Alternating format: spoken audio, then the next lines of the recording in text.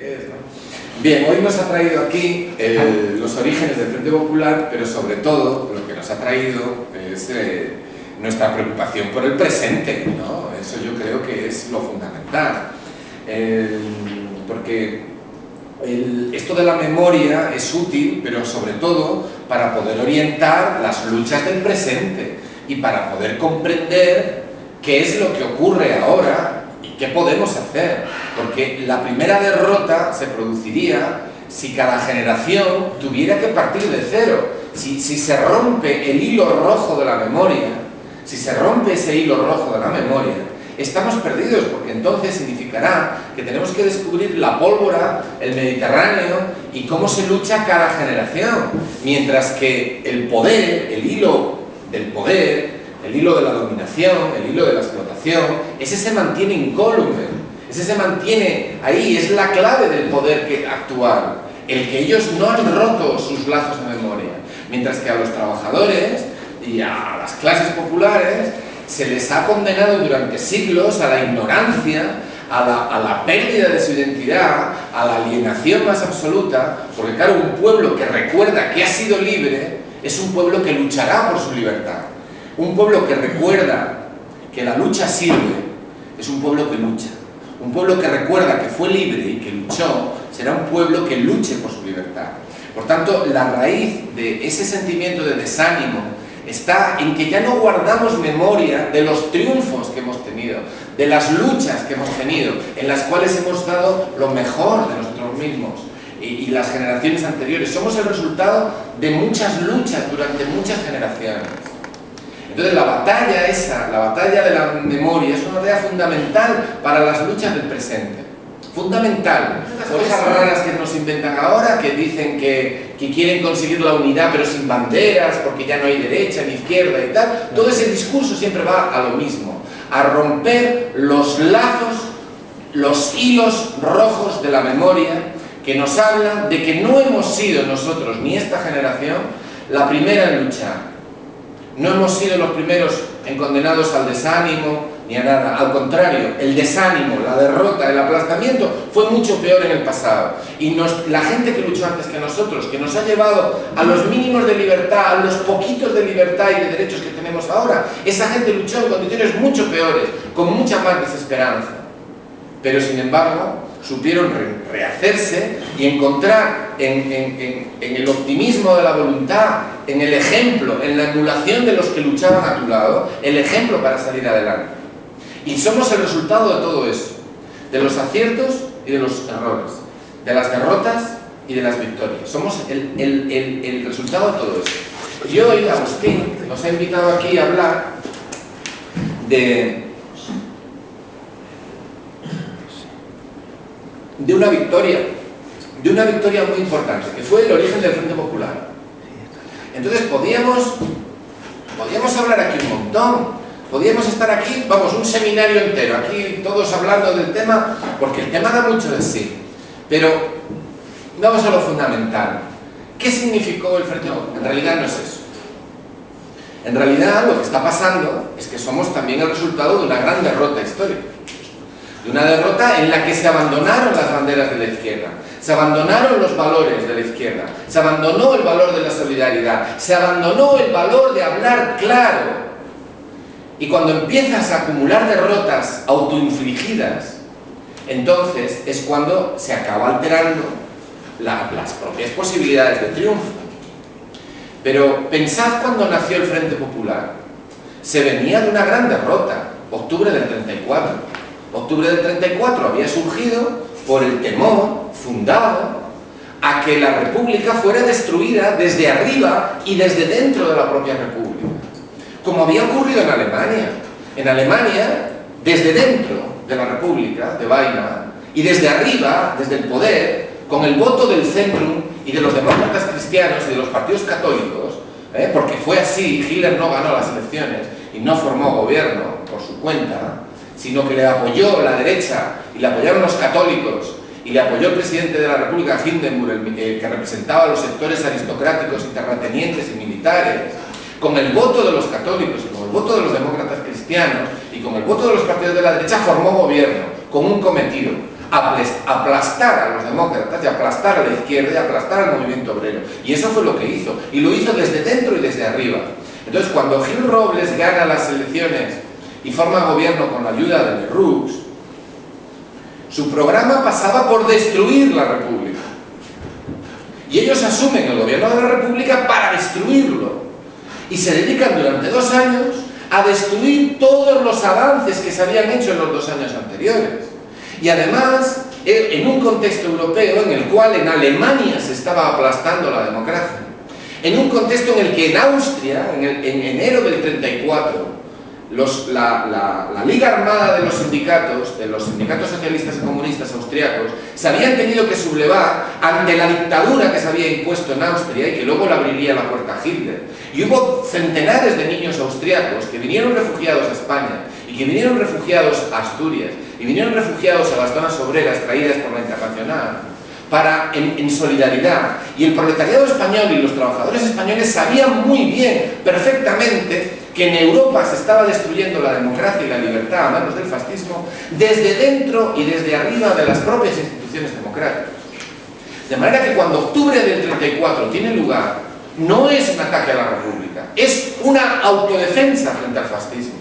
Porque la República está en grave peligro, el proyecto de abril está en grave peligro, precisamente por los que ahora detentaban el gobierno.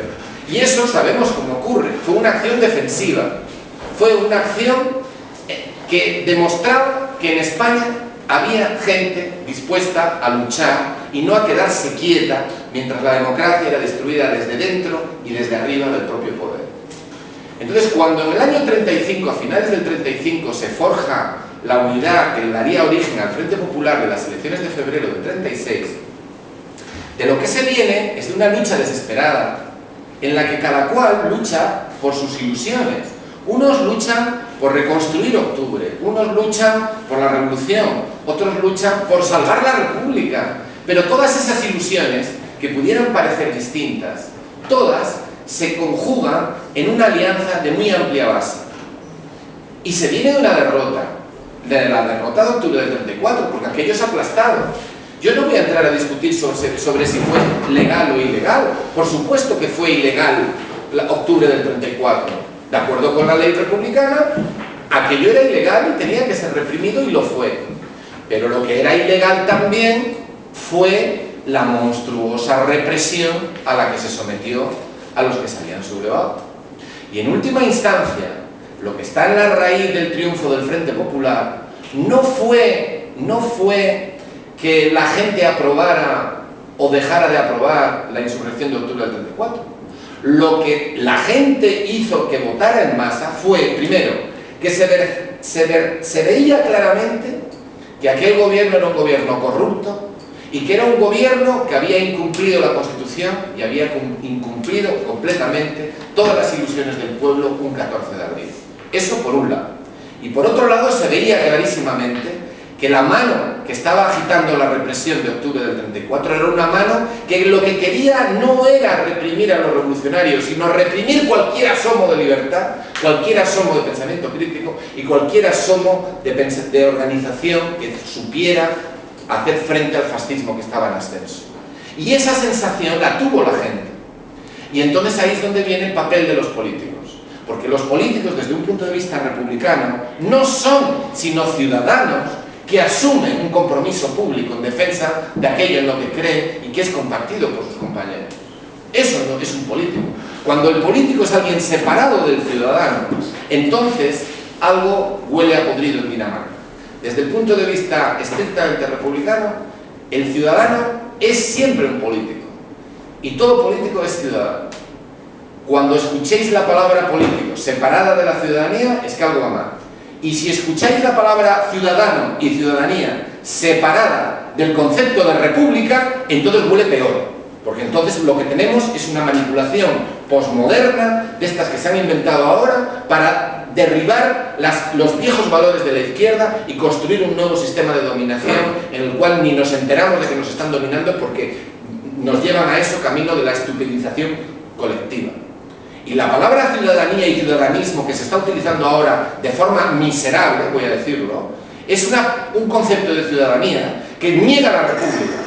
Y la República tiene un componente revolucionario, completamente, y la ciudadanía tiene un componente revolucionario. Si se capa el concepto, si se descontextualiza, ahí lo que tenemos es la dominación y las nuevas formas de dominación.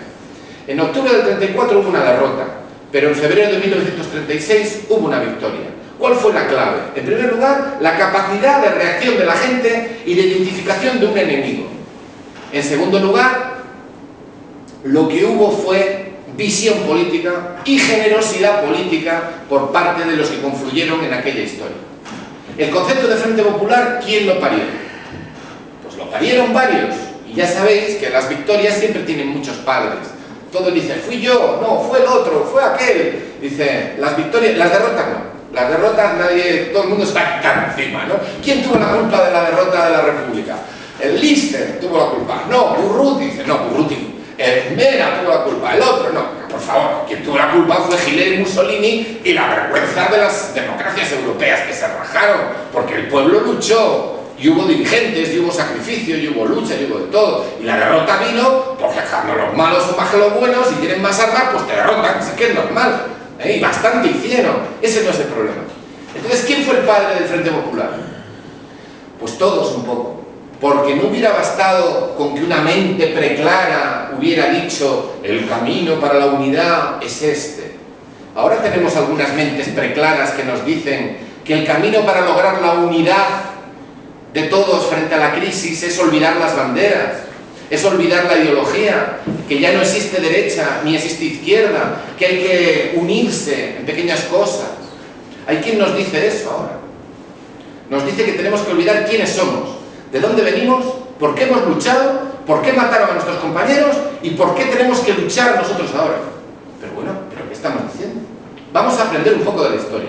En 1935, a finales, unas personas del Partido Socialista, de Izquierda Republicana, de Unión Republicana y del Partido Comunista y de otras muchas organizaciones, llegaron a la conclusión de que era necesario restaurar el espíritu de abril.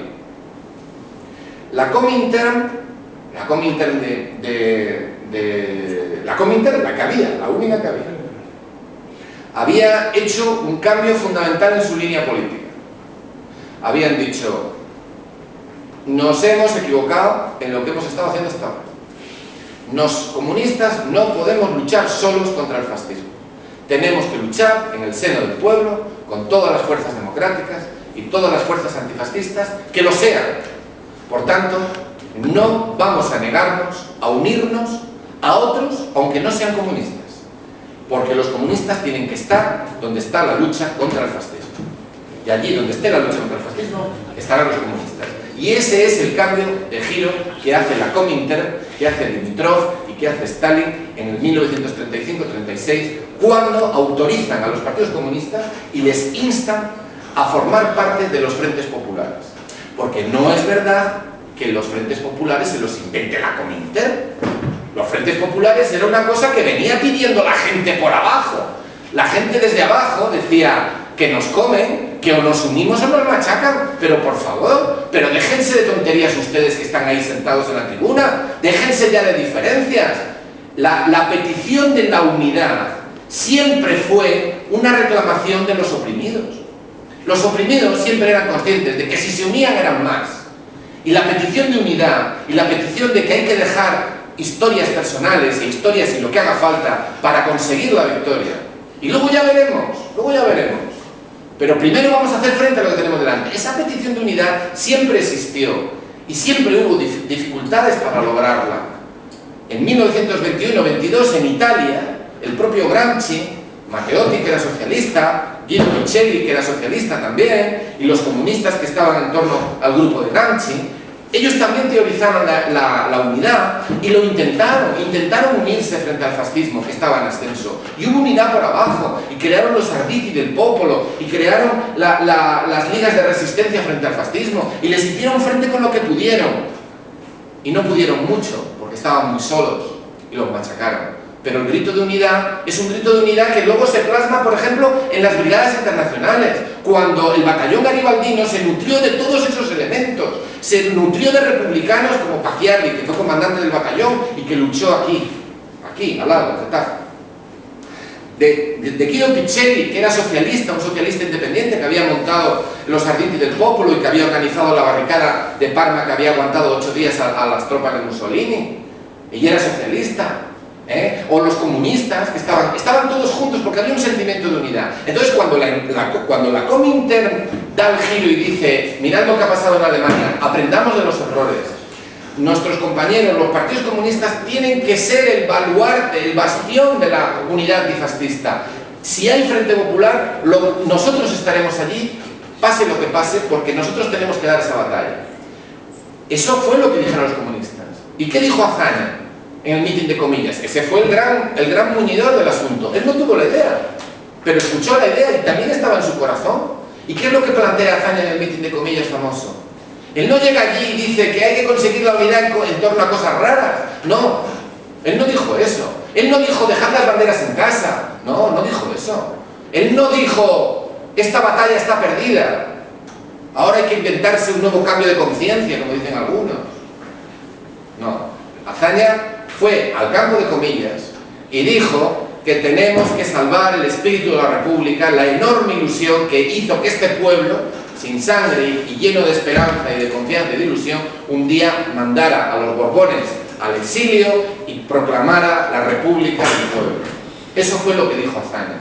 Y Azaña, que era un burgués, ahora muchos que son muy rojos critican a Azaña porque dicen que era burgués. Pues claro que era burgués, como Robespierre, también era burgués, Robespierre. Pero Azaña sería burgués, pero en el año 30 montó un comité revolucionario. Entonces a los comunistas yo lo que les diría es, si sois tan comunistas, montad un comité revolucionario, porque si los republicanos estamos dispuestos a montarlo, ¿por qué vosotros no lo montáis? Pero eso está empezando a cambiar. Eso está empezando a cambiar. Azaña tomó ese testigo, la necesidad de la unidad por la República. Y los partidos republicanos eran mayoritarios, pero fueron generosos, fueron flexibles. Y por mantener la unidad, por montar un frente unido republicano para salvar la República de Trabajadores, que era la República Española, como decía su artículo 1, todo sacrificio fue poco. Y se sentaron, se juntaron e hicieron un programa conjunto.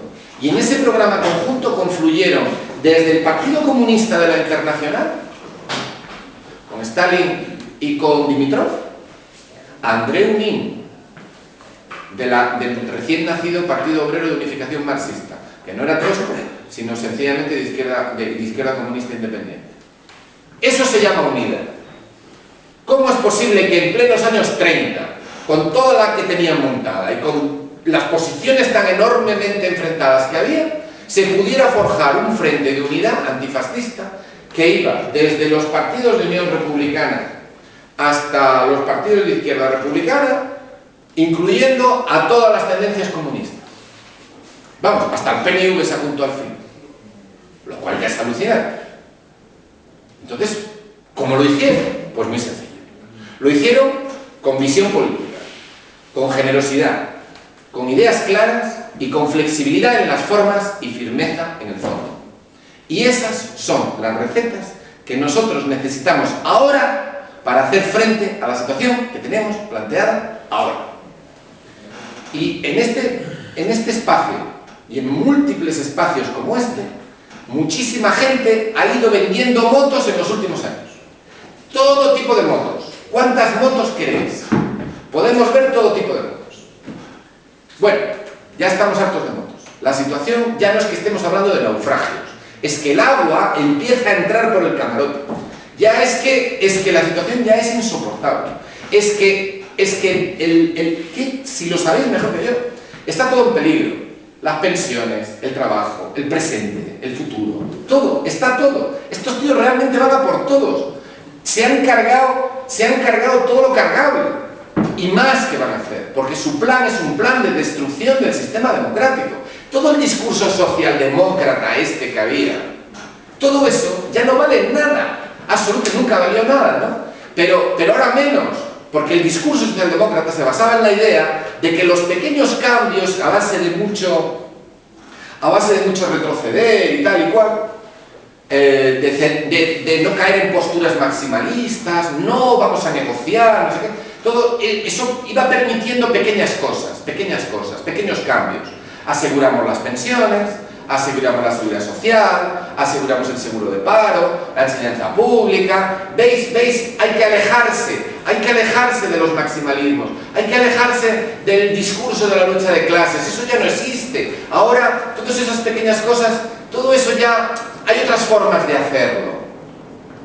En la transición española, bueno, hombre, claro, ¿qué queréis? ¿Queréis la república? No se puede tener todo, hay que esperar un poquito. Ahora tenemos un rey que es muy campechano, que es muy bueno y tal. Todo el mundo tiene derecho a asistir, los franquistas también. En fin, la amnistía, fantástica la amnistía. Sacaron a 89 presos de la cárcel en la amnistía del 77, 89. Ya les habían expulsado antes, les habían sacado, les habían liberado antes. Pero a cambio, lo que hicieron fue exonerar de toda culpa a todos los franquistas.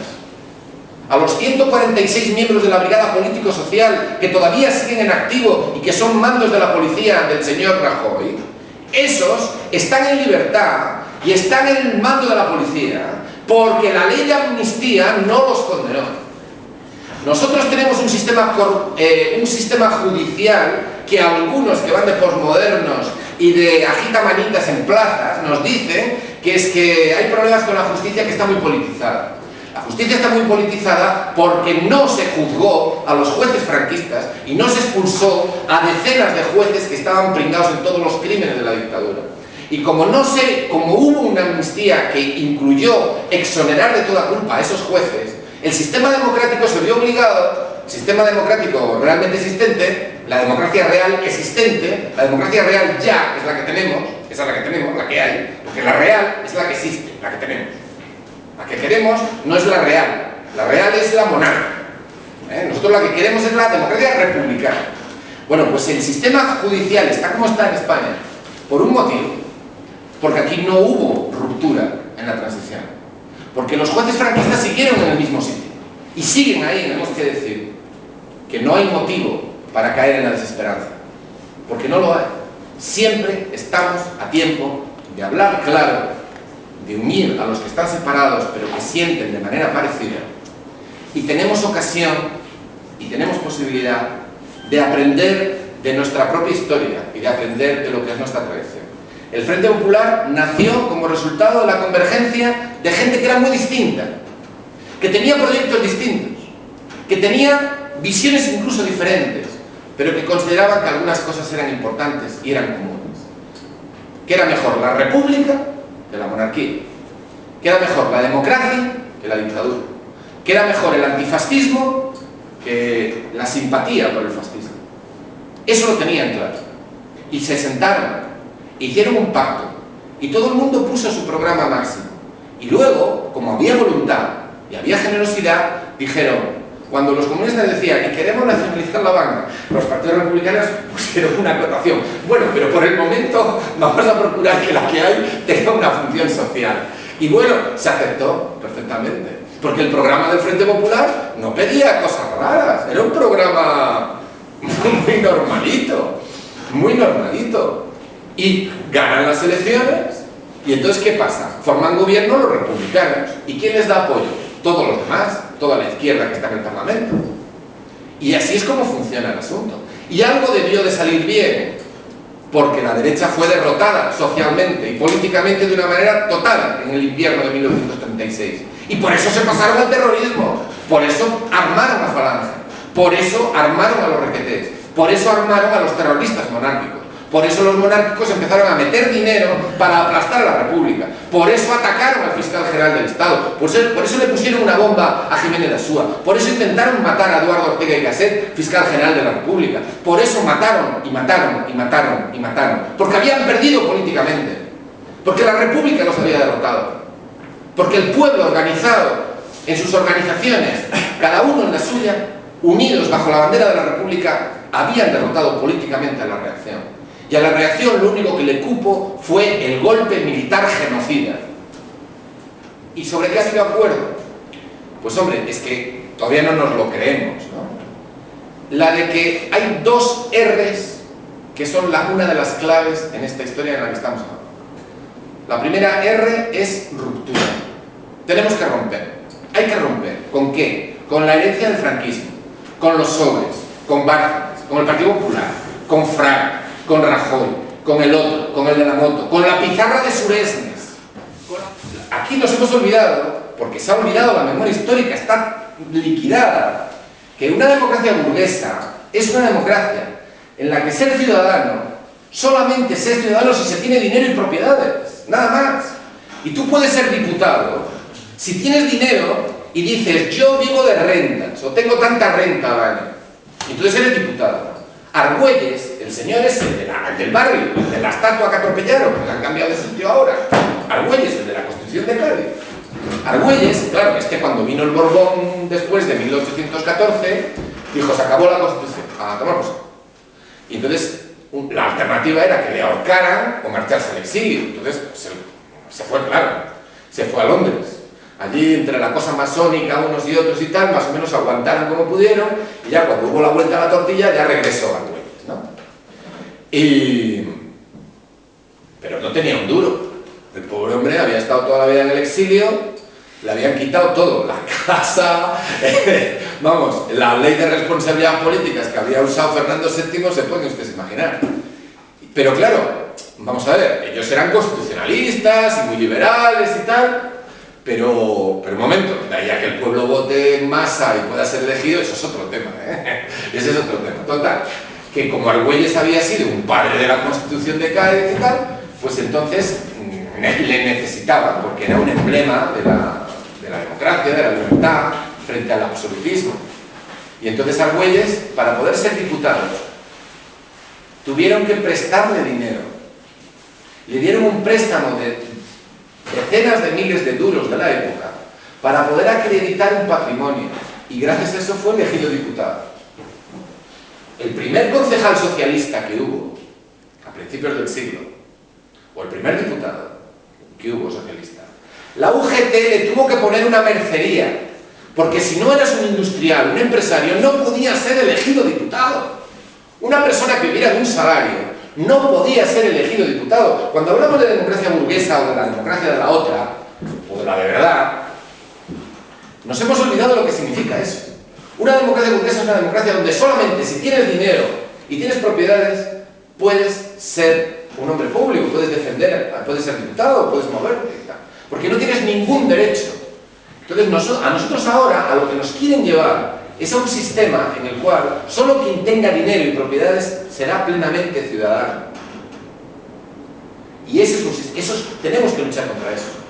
Tenemos que luchar completamente contra eso. Nosotros, hoy en día, estamos dando pasos reales por la unidad. Y uno de ellos fue lo que ha pasado con Rivas. Yo no es que tenga confianza ciega a estas alturas de la película ya en nada. Solamente tengo confianza en la lucha y solamente considero compañeros a los que luchan a mi lado. No les miro el carnet. Estamos tan mal, compañeros, tan mal, que cuando veo a uno que es rojo ya no le pregunto ¿tú de quién eres? Este es de los míos. Si lucha a mi lado, es de los míos. Aunque luego tengamos que pegar, me da igual. Porque la cosa está muy mal. Está horrible. Pero la lucha de mucha gente, durante mucho tiempo, las contradicciones, las peleas que hemos tenido entre unos y otros, al final, el tiempo pone a cada uno en sus ideas de que la república es la parte de la solución. La república es parte de la solución, compañeros. Es muy sencillo. Los que destruyen la sanidad pública son antirrepublicanos.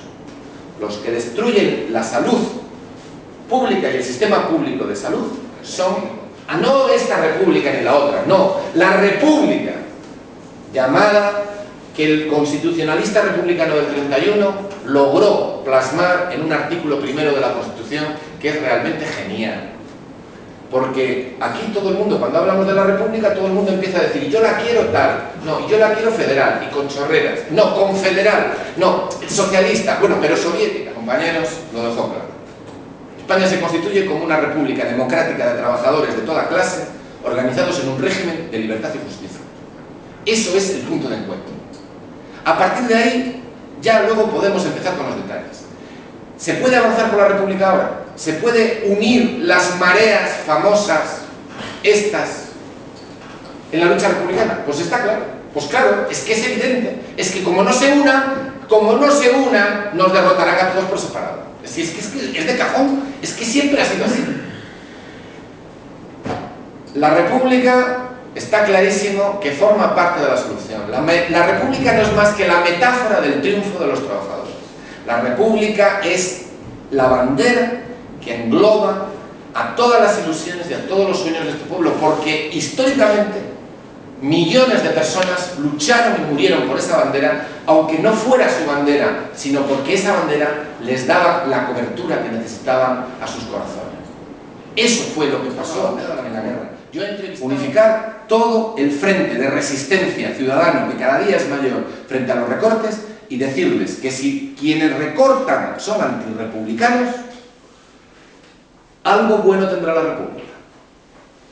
De lo que se trata, compañeros, como se dijo en Rivas, es de recuperar la legalidad republicana, unir todas las luchas sectoriales bajo la bandera republicana y la bandera roja de la solidaridad, ser capaces de actuar con firmeza y con generosidad política y unirnos en torno a un programa sencillo, claro y firme que ponga las cosas y los discursos en su sitio. Eso es lo que estamos intentando hacer ahora. No está claro que lo vayamos a conseguir, pero está claro que lo estamos intentando. Eso es más o menos lo que yo quería contar. Nada, gracias.